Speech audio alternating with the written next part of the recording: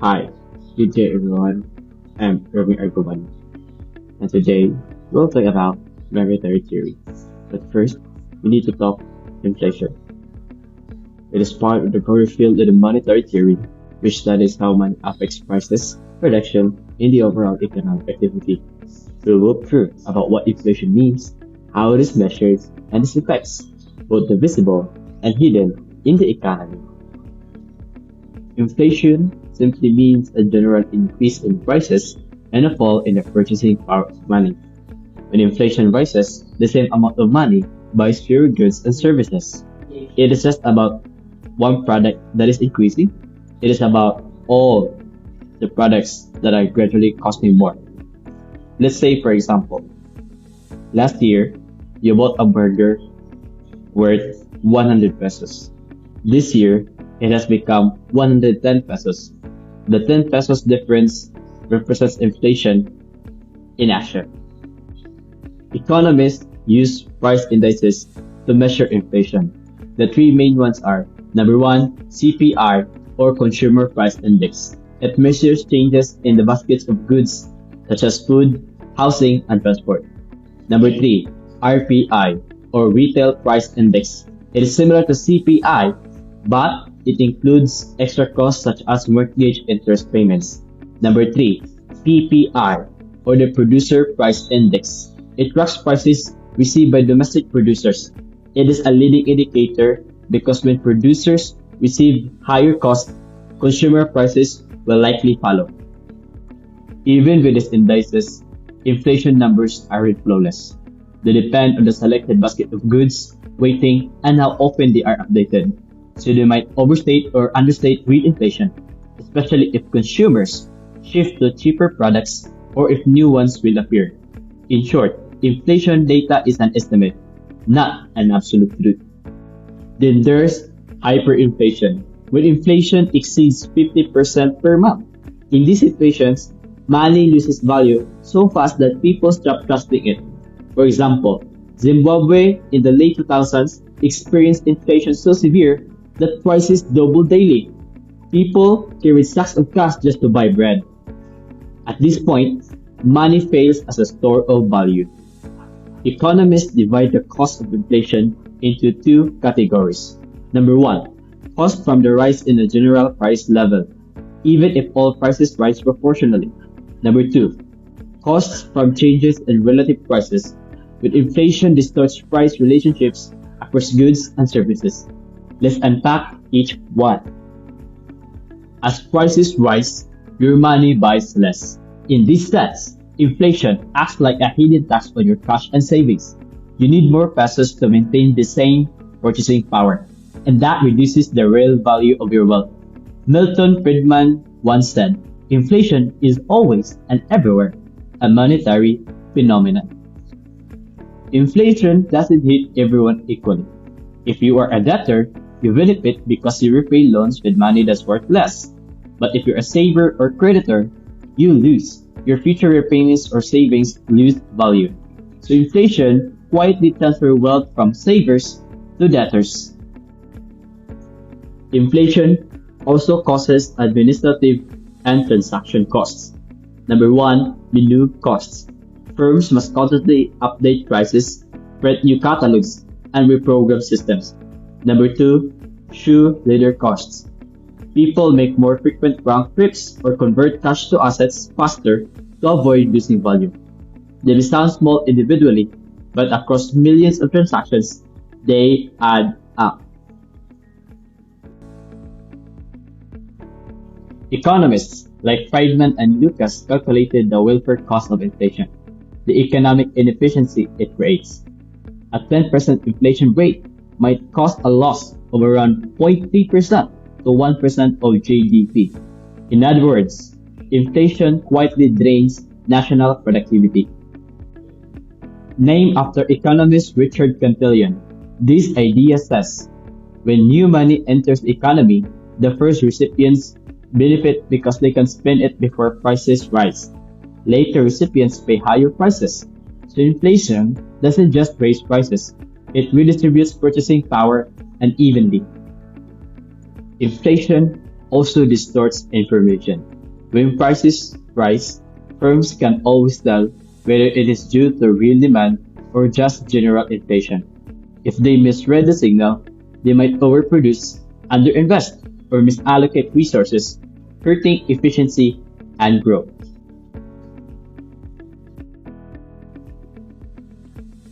To summarize, inflation measures how the general price level changes.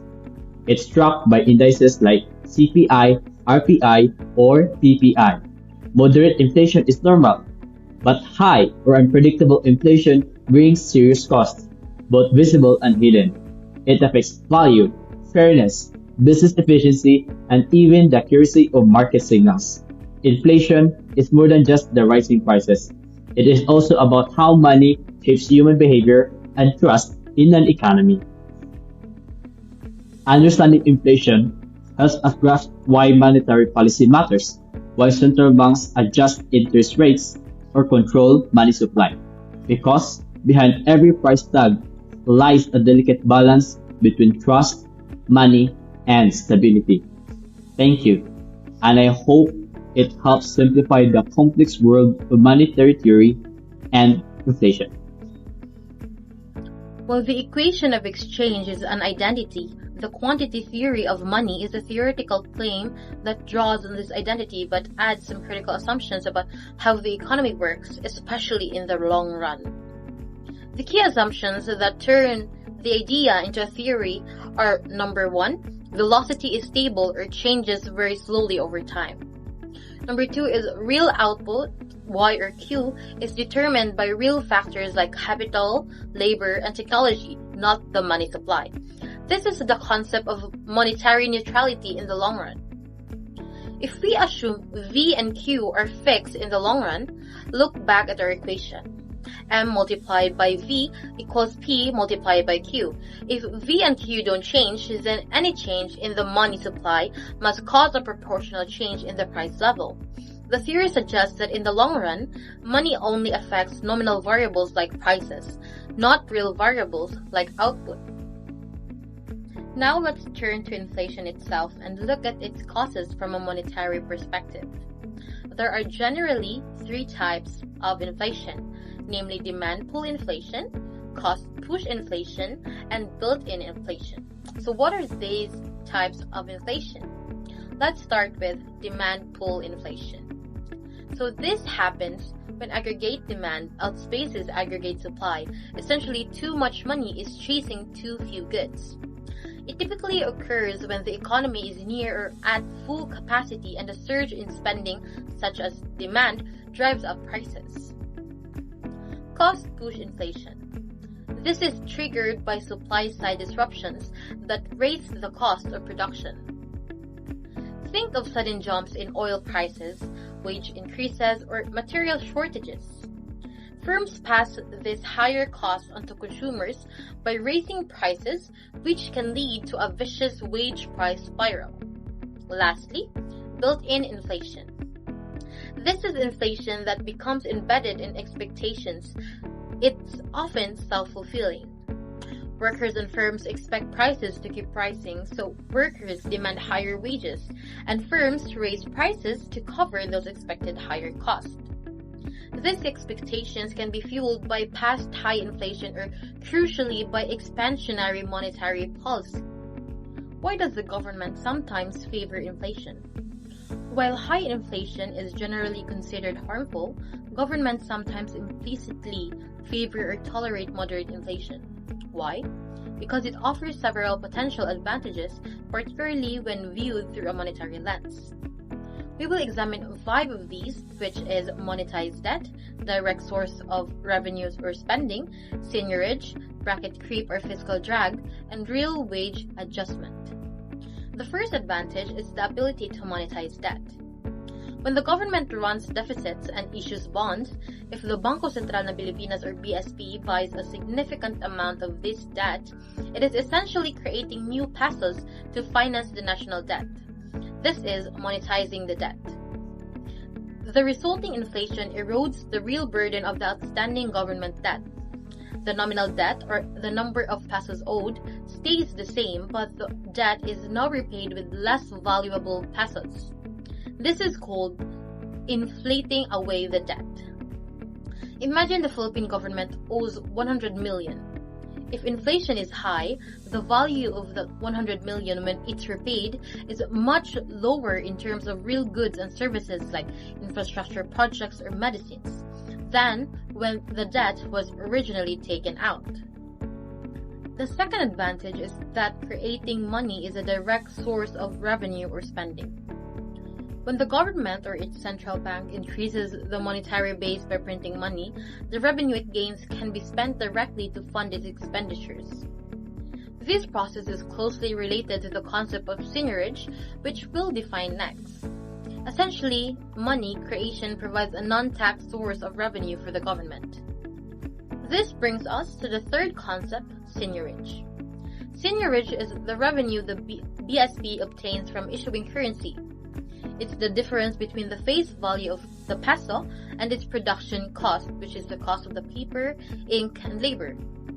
If the BSP prints 100 bill that only cost, say, 5 pesos to produce, the 95 pesos difference is seigniorage.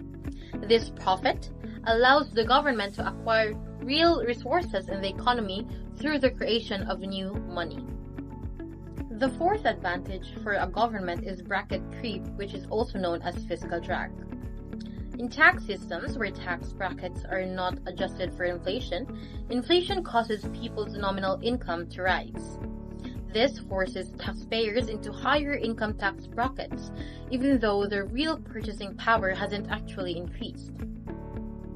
Without formally raising tax rates, the government automatically collects more revenue simply because inflation has pushed nominal incomes higher.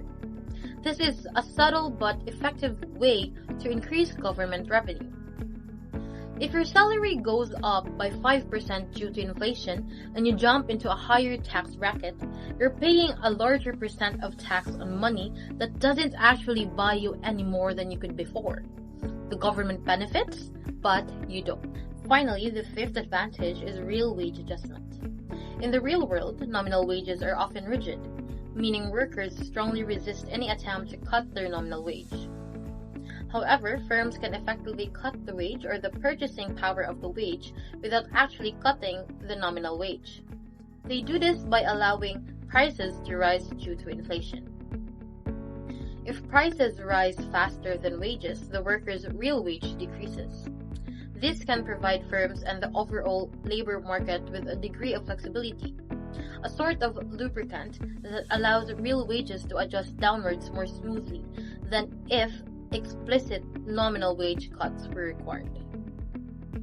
Understanding these concepts is essential to grasp the powerful role of money supply and prices in shaping our economy.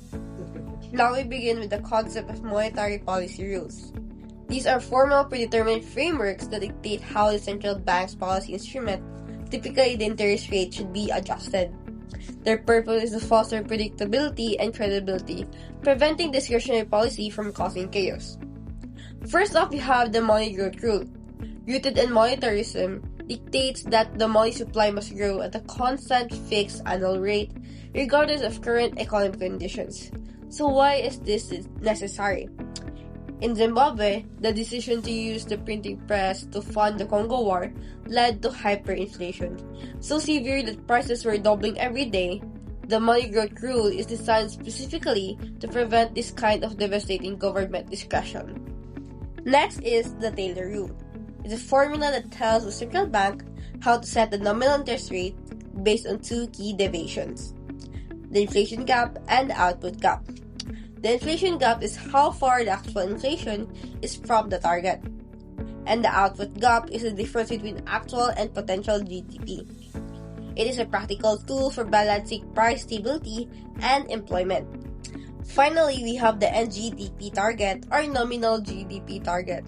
This aims to keep the total dollar value of spending going along a stable path.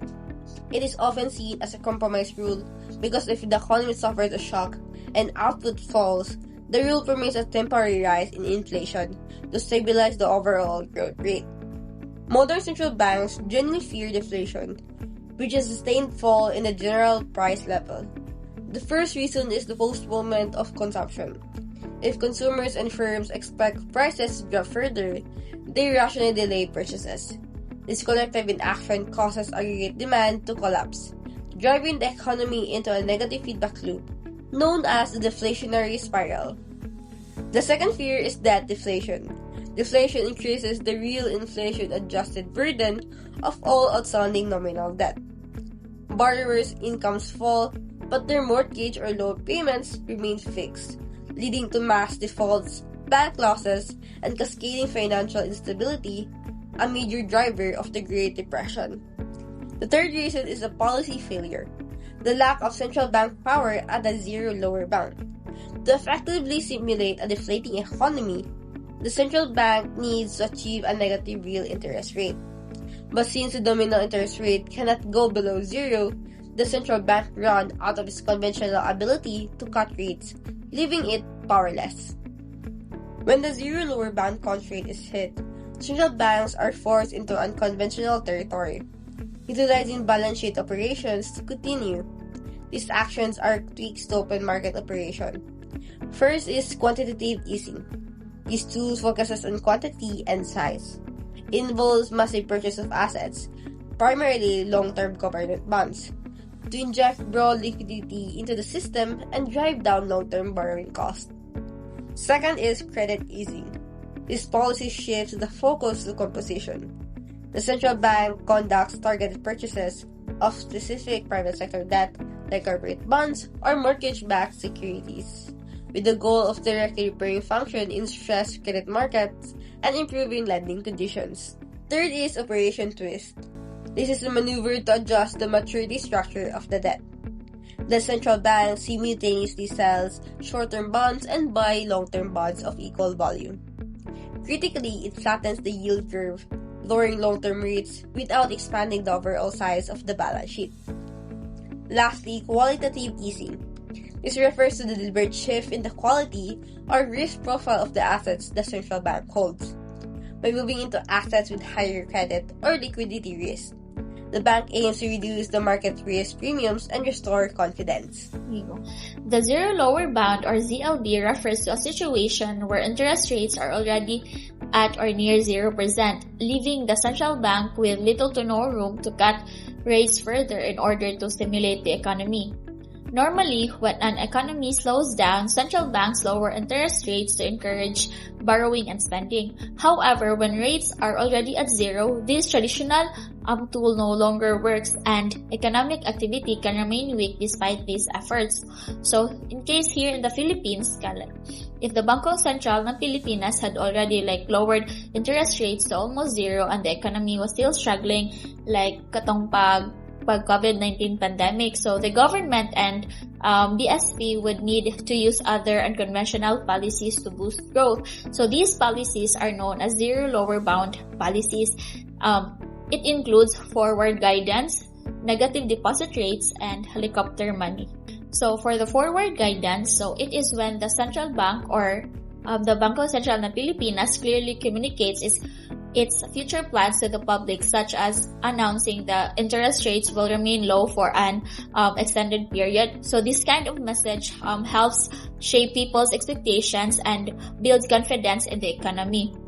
So when businesses and consumers know that borrowing will remain cheap, they are more likely to invest or make large purchases now rather than wait. For example, during the pandemic, the BSP assured that the public that it would maintain lower interest rates to support economic recovery. So this announcement encouraged companies to borrow money for reopening or expanding their operations and motivated individuals to take out loans for houses or small businesses. In simple terms, forward guidance helps the central bank or BSP influence people's financial decisions through clear and credible communication. A monetary regime refers to the system or framework that a country uses to manage its money supply, control inflation, and stabilize its economy. It includes the rules and structures that guide how the government and central bank make decisions about money, interest rates, and exchange rates. In the Philippines, this framework is primarily managed by the Bangko Sentral ng Pilipinas or BSP, which ensures that monetary policies support economic growth while maintaining price stability. This type of monetary regime a country follows has a strong influence on its economic stability, trade, and ability to respond to crisis. Over the years, different systems have been used globally and locally, including the independent central bank, fixed exchange rates, currency union, and community standard systems. So the independent central bank is one where the central bank operates without direct political influence from the government. Its main role is to maintain price stability, which means keeping inflation low and predictable. In case here in the Philippines, the BSP operates as an independent central bank under the 1993 new Central Bank Act. So this independence allows it to make decisions based on economic principles rather than political agenda. For example, even if the government wants to increase spending or print more money during an election year, the BSP can resist such pressure to avoid causing inflation. So this independence has helped build trust in the Philippine peso and maintain financial stability. However, one disadvantage is that the government cannot always intervene directly when quick action is needed during economic downturns. In short, the BSP's independence ensures long-term stability even if it limits short-term political control. Another form of monetary regime is fixed exchange rate system where a country's currency is pegged or tied to another strong and stable currency such as the US dollar. Under this system, the central bank must maintain the exchange rate by buying or selling its own currency in the foreign exchange market. In the Philippines, this system was used back in 1950s when the peso was pegged to the US dollar to maintain stability in trade and international transactions. While a fixed exchange rate promotes certainty to exporters and investors, it also limits the central bank's ability to adjust policies in response to economic changes. Maintaining the peg is also costly because it requires a large reserves of foreign currency. This is why the Philippines eventually shifted to a floating exchange rate system where the value of the peso is determined by the market forces rather than a fixed rate. The currency union system, on the other hand, occurs when several countries share a single currency and a common central bank. The most famous example of it is the Eurozone, where European countries share the euro and rely on the European Central Bank for monetary policy. Although the Philippines does not belong to any currency union, studying this system helps us to understand the trade-offs between unity and national control. If the Philippines were to join a regional currency union such as one for Southeast Asia, it would be beneficial for the Philippines in terms of trading and also having stable exchange rates with neighboring countries. However, it would also lose control over its own monetary policy, meaning the BSP could no longer set interest rates or respond independently to domestic problems like inflation or unemployment. This shows that while currency unions promote regional cooperation, they also sacrifice national flexibility. The commodity standard system, particularly the gold standard, is a monetary regime where a country's currency is backed by a physical commodity such as gold or silver. Under this system, every unit of currency can be exchanged for a fixed amount of gold, limiting how much money the government can print. In the past, many countries used the gold standard to ensure the value of their money remains stable and trustworthy. The Philippines also experienced this indirectly during the American colonial period when the peso's value was linked to the gold-backed US dollar. The main advantage of this system is that it prevents inflation and promotes confidence in the currency. However, it also limits the government's ability to respond quickly during crisis because the supply of money cannot easily increase. That's why most modern economies, including the Philippines, have abandoned the gold standard and adopted a flat money system where the value of money is based on trust and government policy rather than gold reserves. In conclusion, the monetary regime of a country shapes how it manages the inflation, exchange rates, and economic growth. The Philippines today operates under an independent central banking system with a floating exchange rate, which allows the BSP to adjust policies based on local and global economic conditions. While systems like fixed exchange rates or commodity standards can provide stability, they also limit flexibility. Thus, like the current regime enables the Philippines to balance both stability and adaptability, ensuring that the monetary policy supports sustainable growth and protects the peso from excessive inflation or instability. Good day everyone, I am Kathleen Kate M. Cortez, and today I'm going to tackle about macroeconomic fluctuations, the main theories that affect these fluctuations, and the 5 stages of bubble according to Charles Kindleberger. So let us start by defining macroeconomic fluctuations. So macroeconomic fluctuations refers to the ups and downs in a country's overall economic activities such as production, employment, and income.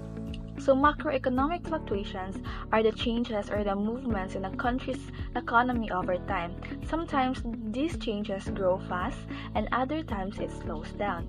And these changes affect things like how much goods and services are produced, how many people are working, and how much money people earn.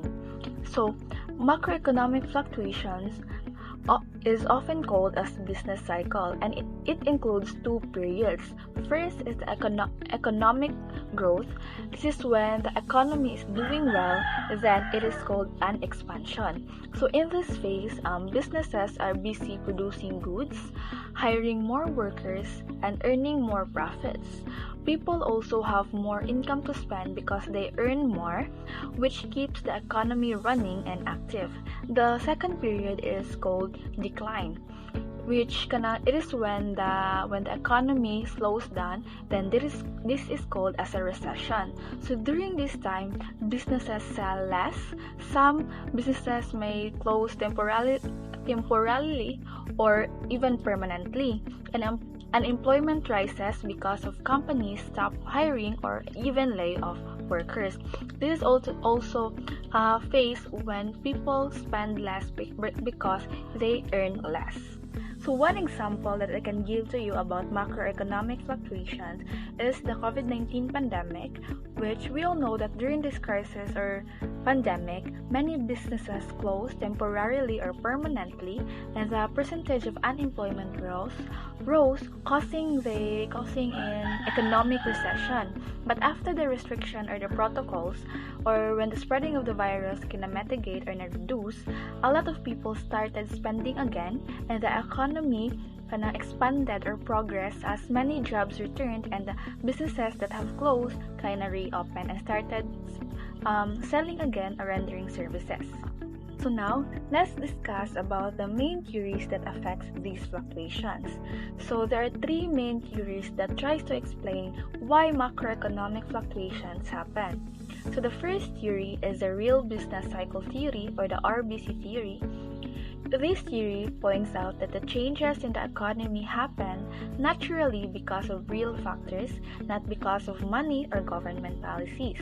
So according to this theory, the economy moves up and down as a normal response to shocks. So shocks, these are the unexpected events that affect production or resources. So this is one of the example of shocks are first the technology changes or the advancement of technology, because when new technology appears, it can increase production and lead to economic growth. But if technology becomes outdated or fails, it can surely slows down the economy. So another example are the natural disasters, which events like earthquakes, pandemics, or typhoons, which can destroy resources and stop production, causing a recession. Another example are the wars or the conflicts, which these changes reduce availability of resources or disrupt trade, like importation or exportation across each country, and it also affects production.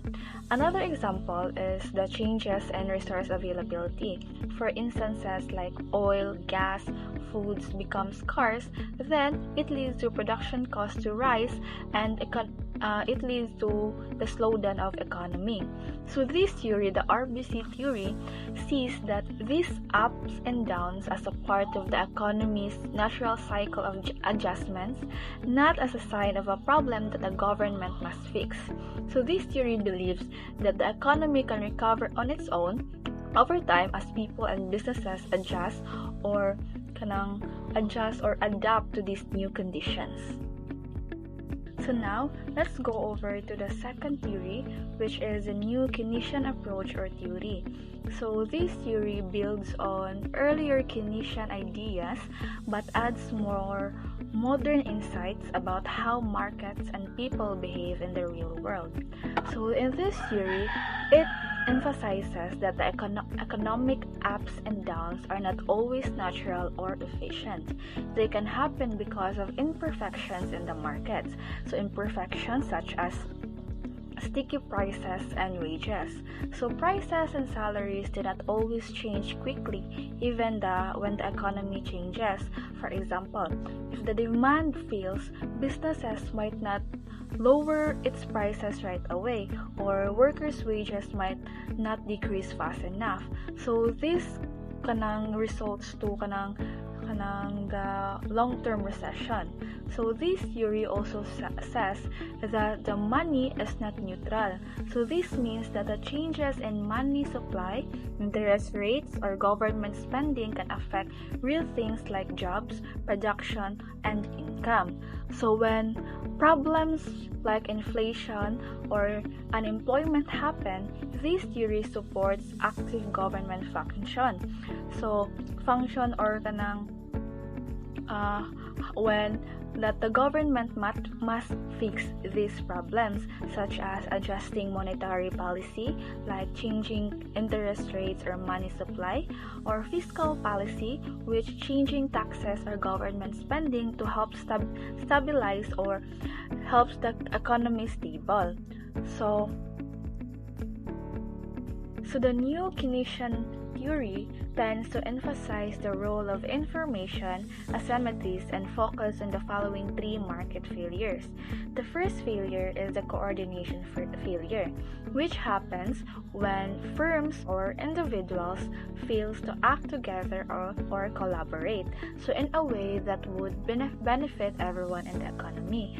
So in this theory, it points out that if all businesses and workers adjusted their price and wages or salaries quickly after an economic shock, the economy would return to normal faster. But in reality, no one wants to make the first move because of uncertainty and fear of loss. For example, during an economic recession, it might help if companies or businesses lowered prices to encourage people to buy more. However, businesses worries that cutting prices will hurt their profit. So, maukuan sila na what if pagamihan nila ang prices sa ilang products or services, kasi hindi na sila maka-earn of profit. So, they choose to wait. Because of this hesitation or worries, prices and wages adjust slowly and demand stays low and the economy takes longer to recover. So the second failure is a financial market failure, which focuses on the behavior of the banks, the credit institutions, and investors during different phases of the business cycle. So in a well-functioning economy, banks lends money to businesses and individuals who use it for production and expansion or consumption. So however, in reality, lending often depends on confidence and asset values. Why? Because when the economy is doing well, firm's net worth and asset prices are high, so the bank feels confident lending more to the companies or businesses. So this leads to more investments and further economic growth. But during an economic downturn, firms' assets lose value and banks become more cautious and lending decreases. So this lack of credit makes it harder for businesses to invest, expand, and even stay open, which amplifies an economic recession. So the third market failure is the labor market failure, which happens when the job market can adjust quickly after a problem or a crisis. So normally, when people lose jobs, wages should go down so companies can afford to hire again. But in real life situation, salaries or wages don't easily change because of things like labor, contracts, or workers not accepting lower pay. Because of this, temporary unemployment can turn into long-term unemployment, which means people stay jobless for a long time even after the economy starts to recover or progress. Another problem is a dual labor market, which some people have stable, high-paying jobs while others are stuck in a low-paying or temporary work. This makes it harder for jobless workers to find jobs again. And additionally, over time, people who stay unemployed lose their skills or their capabilities and confidence, making it even harder to get hired again. And as a result, the natural rate of unemployment, the usual level of jobless in an economy, keeps increasing. Now, let's tackle about the last theory that explains why macroeconomic fluctuations happen. So the last theory is the Austrian business cycle theory, which explains that the economic ups and downs, which are the economic booms and economic recessions, happen because of how money and credit are managed, especially by the central banks or the financial institution. So when a central bank sets its interest rates too low, which leads to the borrowing becomes cheap, and this leads to a period of economic boom or growth where companies invest in many projects and people spend more because loans and credits are cheap. However, not all these investments are good ones. So many investments are called malinvestments, meaning that they only look profitable because borrowing is cheap, not because the borrowing or the projects are truly sustainable. Eventually, when the central bank or the financial institution raises interest rates again or the credit tightens, these weak investments will fail. And as a result of this, many businesses close, workers lose their jobs, and spending drops, which leads to an economic recession. So, in short, this theory says that artificially low interest rates cause unsustainable booms, and when the economy corrects itself, it leads to economic downturns. So now, let us discuss the 5 stages of bubble according to Charles Kindleberger. So Charles Kindleberger's 5 stages of bubble explains how financial bubbles form, grow, and eventually burst in the economy. So the first stage of the bubbles is the displacement stage, in which a new and exciting opportunity appears, such as new technology, new products, or new government policy that changes the economy. So in this phase, people start to notice these changes and start to believe that it will bring big profits in the future, and even investors begin putting money into this new area, thinking they can earn a lot if they will invest early. So one example is when the cryptocurrency first became popular, many people started investing to it, hoping that it will be the next big thing. Another stage is the euphoria stage, in which as more people invest, prices begin to rise quickly. This success leads to excitement and the belief that prices will continue going up forever. in this phase also, people start saying things like this time is different, ignoring the usual risks. And the rising prices encourage even more people to buy, thinking that they will miss out if they don't join to invest. So this is when optimism and speculation are at their highest point, where everyone believes that the market can only go up. Example Anania is during the housing boom before 2008, people believed that house prices will never fail, so more and more people kept buying. The third stage is the mania. So at this stage, this is where greed takes over. Everyone wants to invest, even those people with little knowledge or experience about investment. Borrowing and risky investment increase because people think that it's a guaranteed way to make money or profit. This is also the phase where prices rise far beyond the real value of the assets, and the market becomes unsustainable. But most people don't see it because they caught up with the new excitement about these investments. Fourth stage of the bubble is the distress stage. Eventually, prices stop rising, and some experienced investors realize that the market is overvalued and start to sell their investments to secure their profits. And as they sell, other investors begin to worry. And this is the phase where confidence in the market weakens and uncertainty spreads. And the prices starts to fall, and more investors rush to sell their investments before they lose too much. And the bubble also begins to deflate, and fear starts replacing the greed. Example Aninia is when people saw that housing prices were no longer up or were no longer gaining income, they started selling, triggering worry across the market. So the last stage of the bubble is the revolution, which is the final and the most destructive stage. This is where panic spreads everywhere.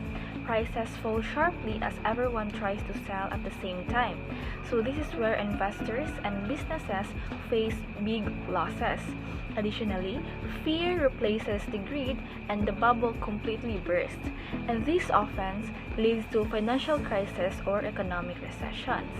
So in conclusion, Anina, the 5 stages of the bubbles. So a bubble starts with excitement and opportunity, which is the displacement stage, and grows with greed, the euphoria and mania stage, and weakens with doubt, which is the distress stage, and ends in a panic and collapse, which is the revolution stage. It teaches us that when prices rise too much due to hype instead of real value, a crash is inevitable. So to conclude all the topics that was reported, so economic panics expose weak investments and speculations. Inflation results from excessive money creation, proving that money influences real economic activity. Additionally, money has no price or market of its own. What we call its price reflects its relation to other things, which is first, interest rates, which reflects the value of the money over time, not its direct price. Second, exchange rates shows the value of money relative to another currency. And next, the price deflator, which measures the value of money compared to goods, showing its vital role in the economy. So that will be all for our report about monetary theory. I hope that you guys learn a lot from our discussions, and thank you for watching and listening. Thank you, everyone.